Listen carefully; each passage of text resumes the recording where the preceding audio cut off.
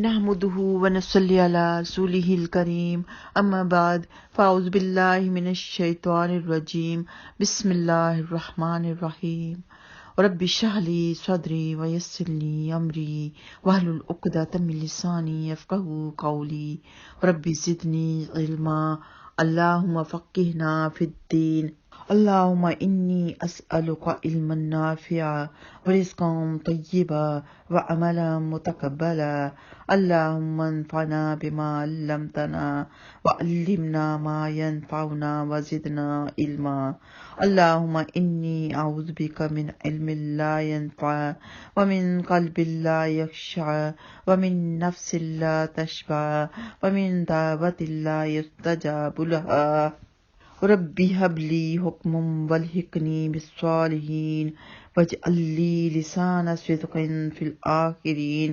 تو یہاں پر کہنا ہے واجعلنا لسان صدق فی الآخرین۔ آج ہم اللہ سبحانہ تعالیٰ کے فضل و کرم کے ساتھ سورہ نساء شروع کرنے والے ہیں۔ اس سورت کی 176 آیات اور 34 رکوع ہیں، اور نساء کا مطلب ہے عورت، کیونکہ اس میں عورتوں کے بارے میں بہت سے احکامات ہیں، عورتوں کے حقوق کے بارے میں ہے، اس لیے اس پوری سورت کا نام نساء رکھا گیا، اور یہ مدینہ منورہ میں نازل ہوئی۔ سیدہ عائشہ صدیقہ رضی اللہ تعالیٰ عنہ بیان کرتی ہیں کہ سورہ بقرہ اور سورہ نساء ایسے زمانے میں نازل ہوئی جب میں رسول اللہ صلی اللہ علیہ وسلم کے پاس تھی، یعنی ام المومنین کی حیثیت سے۔ یہ بخاری میں موجود ہے۔ اس پر علماء اکرام کا اتفاق ہے کہ سیدہ عائشہ صدیقہ رضی اللہ تعالیٰ عنہ شادی کے بعد رسول اللہ صلی اللہ علیہ وسلم کے پاس رخصت ہو کر مدینہ میں گئی تھیں، اور یہ حدیث مبارکہ صحیح بخاری میں موجود ہے۔ تو پڑھتے ہیں، اللہ سبحانہ تعالیٰ فرما رہے ہیں یا ایھا الناس، یا سب لوگوں کو مخاطب کیا ہے، یا ایھا الناس اتقوا ربکم الذی خلقکم من نفس واحدہ وخلق منها زوجها وبث منہما رجالا کثیرا ونساء واتقوا اللہ الذی تساءلون به والارحام ان اللہ کان علیکم رقیبا۔ یا ایھا الناس، اے لوگو، اتقو، تم سب ڈرو، ربکم، اپنے رب سے، الذی، جس پاک ذات نے، خلقا، پیدا کیا، کم، تمہیں، من نفس، ایک ہی جان سے، من نفس، جان سے، واحدہ، ایک ہی، اور خلقا، اس نے پیدا کیا، منہا، اس سے، زوجہا، اس کا جوڑا، اور بثا، اس نے پھیلا دیے، منہما، ان دونوں سے، رجالن، مرد، کثیرن، بہت سے، اور نساءن، عورتیں۔ تو جو یہ اوپر تنوین ہوتے ہیں، اس کا مطلب بے حد، بہت زیادہ، خاص۔ تقو، اور تم سب ڈرتے رہو، اللہ سے، الذی، جس کا، تساءلون، تم سب ایک دوسرے سے سوال کرتے ہو، بھی، اس کے ذریعے، والارحام، اور رشتوں کو توڑنے سے بھی ڈرو، ان اللہ، بے شک اللہ، کانا ہے، علیکم، تم پر، رقیبا، نگرانی کرنے والا۔ اللہ سبحانہ و تعالیٰ نے اس آیت میں تمام بنی نوع انسان کو، چاہے وہ مومن ہوں یا کافر، یہ حکم دیا ہے کہ وہ اللہ سبحانہ و تعالیٰ سے ڈرتے رہیں، اور دنیا میں رحم کے ذریعے جو رشتہ داریاں قائم ہیں ان کا خیال رکھیں، اور ان اسباب کو بیان کیا ہے جو دنیا کے وجوب و لزوم کا تقاضا کرتے ہیں۔ اللہ سبحانہ تعالیٰ سے اس لیے ڈرتے رہنا ہے کہ وہی انسان کا رب ہے، اسی نے اسے پیدا کیا ہے، وہی اسے روزی دیتا ہے، اور اس پر اس کے بے شمار احسانات ہیں۔ اسی نے انسان کو آدم سے پیدا کیا، اور آدم ہی کی بائیں پسلی سے اس کی بیوی حوا کو پیدا کیا، تاکہ اس کی بیوی اس کے مناسب حال ہو، اس کی قربت سے اسے سکون و راحت ملے، اور اللہ سبحانہ تعالیٰ کی نعمت اس پر تمام ہو۔ اللہ سبحانہ تعالیٰ سے اس لیے ڈرتے رہنا ہے کہ آدمی اللہ کا نام لے کر ہی اپنی کوئی حاجت کسی کے سامنے رکھتا ہے، اور جانتا ہے کہ مسئول کے دل میں اللہ کی کبریائی اور عظمت کا جو تصور ہے، اس کے پیش نظر اس کی مانگ پوری کرے گا۔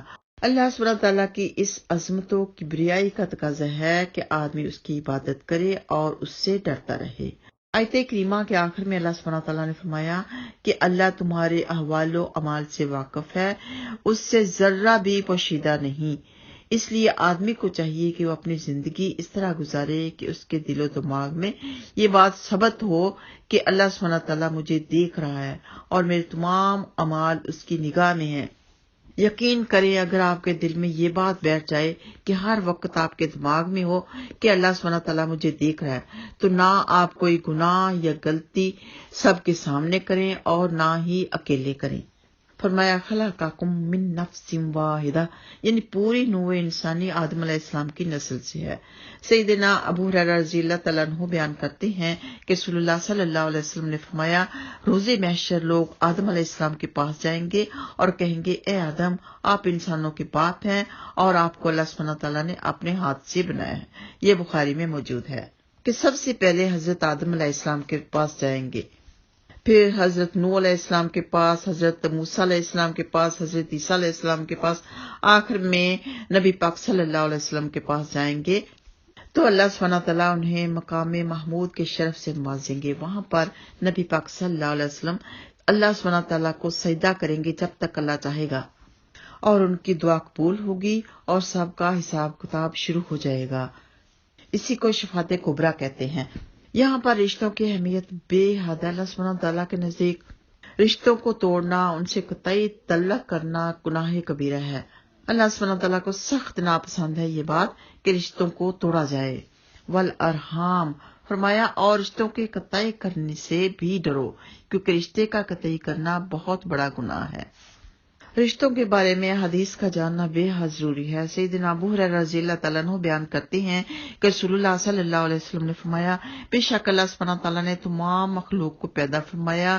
جب اللہ سبحانہ تعالیٰ تخلیق سے فارغ ہوا تو رشتے نے کہا، اے اللہ، قطعی رحمی سے تیری پناہ طلب کرنے کا یہی موقع ہے۔ اللہ سبحانہ تعالیٰ نے فرمایا، ہاں، کیا تو اس بات سے راضی نہیں ہے کہ میں اسے ملاؤں جو تجھے ملائے اور اسے توڑوں جو تجھے توڑے؟